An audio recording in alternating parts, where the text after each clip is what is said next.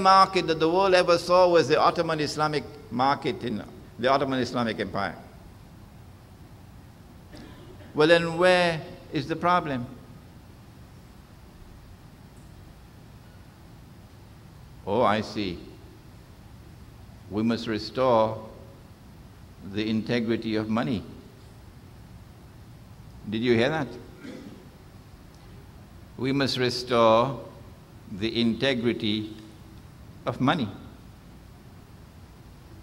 I worked for the whole month and I earned a salary, and I could buy a camel with my salary.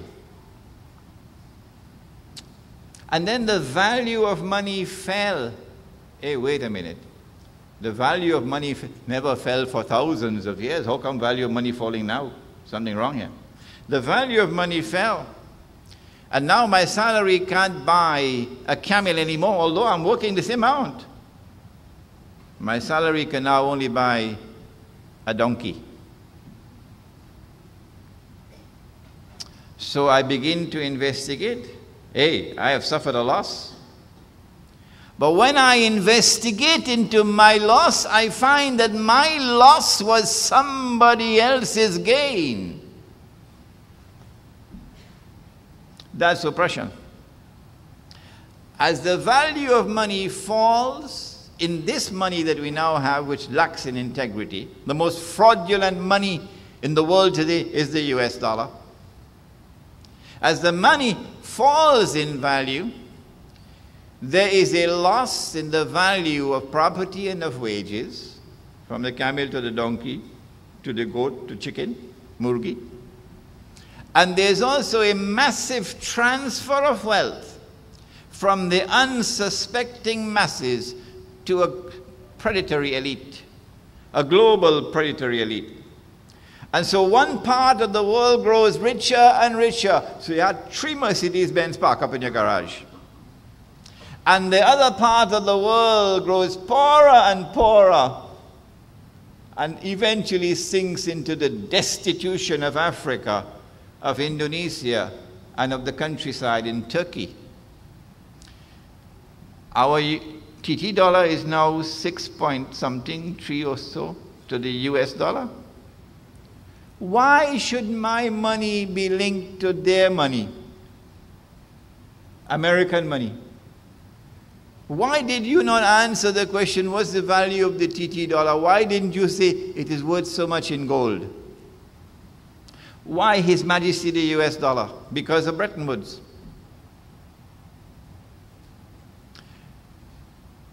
I once met with Mr. Pandey, my first real meeting with him, about 10 years ago. He was leader of the opposition.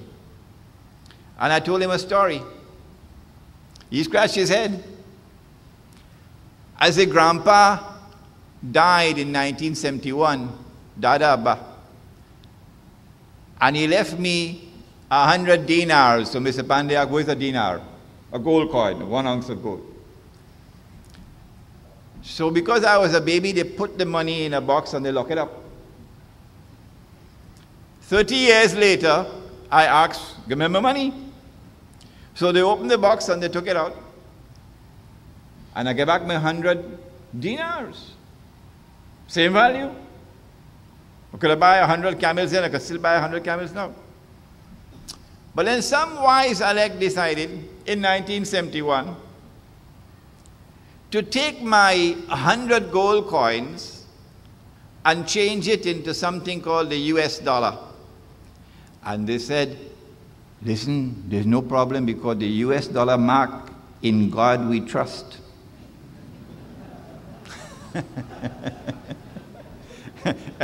any governor of the central bank would know that.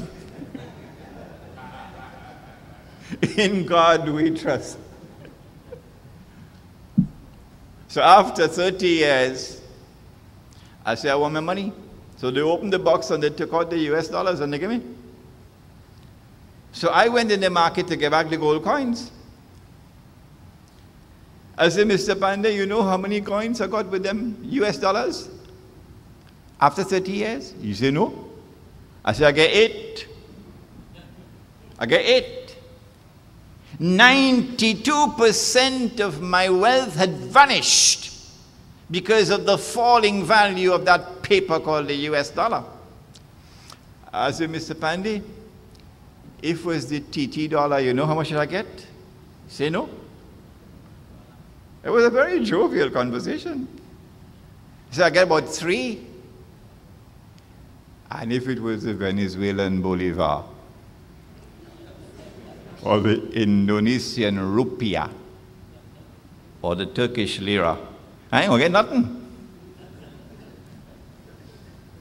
Before the Turkish government made some changes recently, the Turkish lira was trading at 1.6 million Turkish lira to 1 US dollar. If you can't smell a rat, a dead rat, you should go to a doctor. And so we say justice demands that there must be integrity of money. It is the demand of justice. And when the Prophet Jesus comes back, as Prophet Muhammad said that he would come back, he's going to bring back that dinar, the gold coin, where the value of the money is in the money, intrinsic to the money. Bretton Woods collapsed in 1971, that's why I use 1971.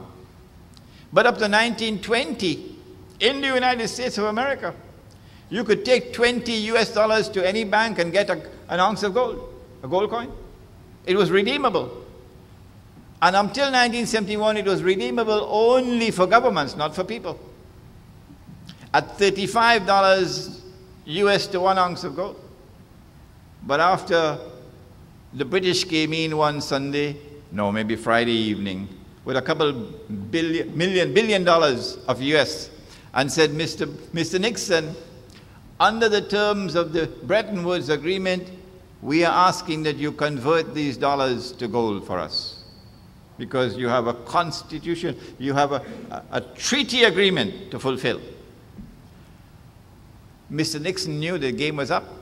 They didn't have enough gold to redeem all the paper they had printed. If I had done that, they put me in jail. International law has been broken. What Mr. Nixon did was to retire to Camp David. They usually do that. And then to announce the world on Sunday that we have abandoned. We gave our word, but we don't have to keep our word. And so Bretton Woods collapsed, and since then to this day, it's just paper. Islam has one more thing to say on the market, and then I'll be finished. And I'm happy within our time.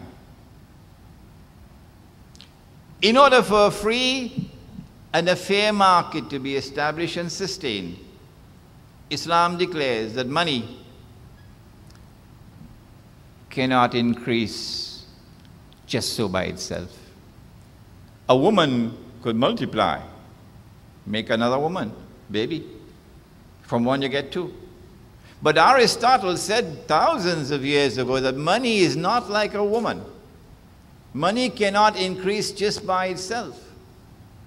The Quran declares وَأَلَيْسَ لِلْإِنسَانِ إِلَّا مَا سَعَى, that in order for money to increase, there must be effort, there must be labor, there must be work. And part of that is business. And the definition of a business transaction is that it must embrace risk. You could make a profit, or you could suffer a loss.